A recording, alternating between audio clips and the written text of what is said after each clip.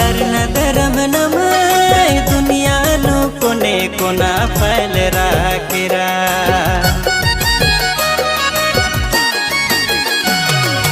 चरण धर्म नमाय दुनिया नु कोने कोना फैल राकेरा।